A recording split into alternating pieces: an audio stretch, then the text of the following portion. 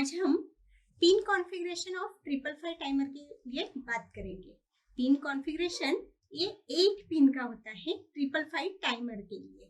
8 pin में pin number 1, 2, 3, 4, 5, 6, 7, 8 ये DIP 8 pin का पिन कॉन्फ़िगरेशन होता है। ऑल्सो 555 टाइमर के लिए 8 पिन DIP सर्कुलर फॉर्म में भी पिन कॉन्फ़िगरेशन होता है।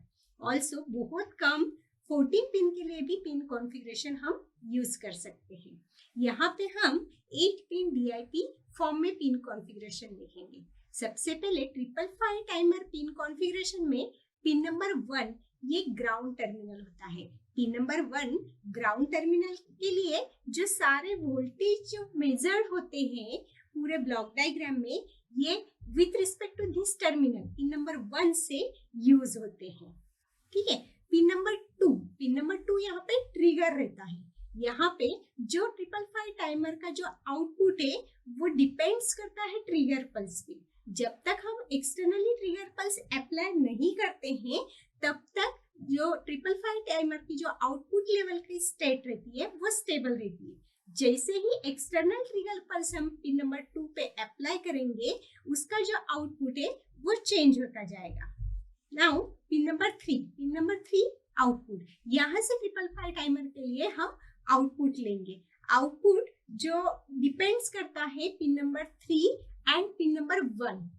दो टाइप्स में आउटपुट हम मेजर करते हैं। जब पिन नंबर 3 और पिन नंबर 1 ये कनेक्टेड रहेंगे और second pin number 3 and pin number 8 VCC positive supply positive voltage supply ये कनेक्टेड रहेंगे। इस टाइप से दो टाइप से हम आउटपुट मेजर करेंगे from this pin number 3। Now pin number 4 reset terminal है। रीसेट टर्मिनल ये तब यूज होता है जब हम निगेटिव वोल्टेज सप्लाई अप्लाई करते हैं, निगेटिव पल्स अप्लाई करते हैं तब रीसेट पिन को यूज करते हैं। अगर पिन नंबर 4 का कोई भी यूज नहीं होता है तो ये पॉजिटिव VCC सप्लाई को कनेक्ट होता है, क्योंकि फॉल्स ट्रिगरिंग जो यहाँ पे यूज होती है उसको अवॉइड करने के लिए।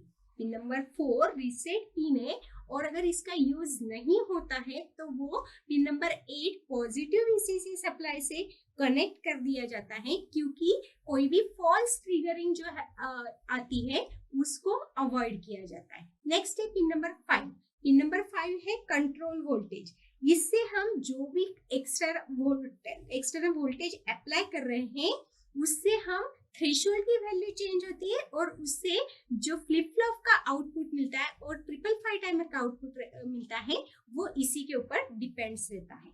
नेक्स्ट है पिन नंबर 6 है थ्रेशोल्ड वोल्टेज। अगर थ्रेशोल्ड वोल्टेज 2/3 वोल्टेज सप्लाई से ग्रेटर कर जाता है तो जो आउटपुट है फ्लिप फ्लॉप का वो हमें 1 मिलता है, क्योंकि जो इसका आउटपुट है कंपैरेटर 1 का वो भी हाई मिलता है, इसलिए फ्लिप फ्लॉप का आउटपुट हाई मिलता है। जैसे ही फ्लिप फ्लॉप का आउटपुट हाई मिलता है तो 555 टाइमर का जो आउटपुट है वो लो मिलता है, इसीलिए थ्रेशोल्ड वोल्टेज लेवल यहाँ पे 0.7 वोल्टेज होती है।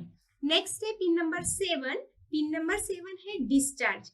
यहाँ पे जैसे ही थ्रेशोल्ड हमें हाई मिलता है ग्रेटर देन 2/3 VCC तो कंपैरेटर का आउटपुट हाई हो जाता है। जैसे ही कंपैरेटर का आउटपुट हाई हो जाता है फ्लिप फ्लॉप का आउटपुट Q भी हाई हो जाता है। जैसे ही Q हाई हो जाता है तो जो इसके अक्रॉस में जो ट्रांजिस्टर Q1 लगा है वो भी ऑन हो जाता है। जैसे ही ट्रांजिस्टर ऑन होता है कैपेसिटर इमीडिएटली डिस्चार्ज हो जाता है और डिस्चार्ज लेवल पे वो तब तक रहता है जब तक एक्सटर्नल ट्रिगर पल्स यहाँ से अप्लाई नहीं होता है।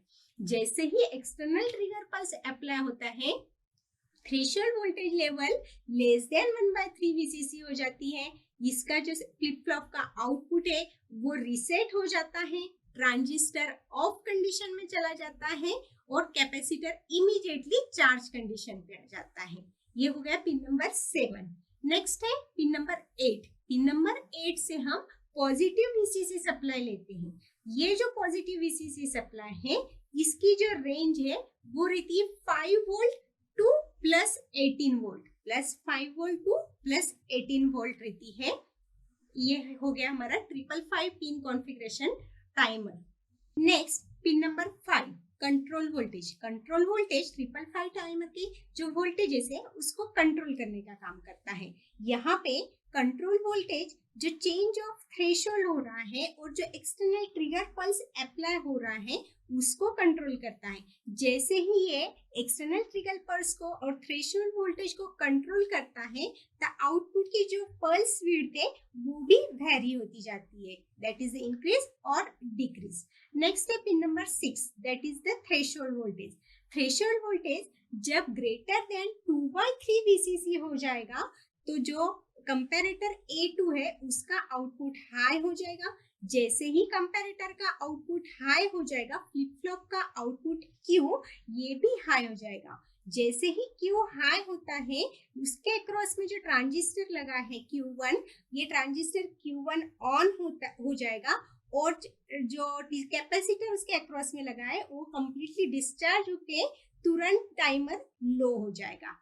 नेक्स्ट स्टेप है pin number 7 that is the discharge. Discharge में जो ट्रांजिस्टर के अक्रॉस में कैपेसिटर लगा है वो चार्जिंग और डिस्चार्जिंग होता है।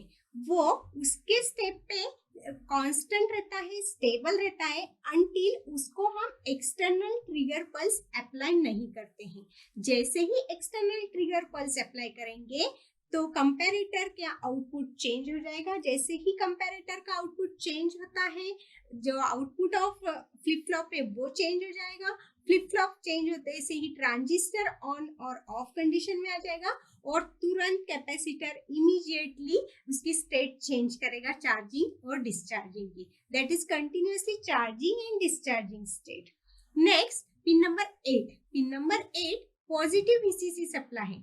इसकी वैल्यू +5 वोल्ट टू +18 वोल्ट के बीच में रहती है। इसी पॉजिटिव VCC सप्लाई से हम पूरे 555 टाइमर को ऑन ऑफ कर सकते हैं। ये हो गया पिन कॉन्फ़िगरेशन ऑफ 555 टाइमर।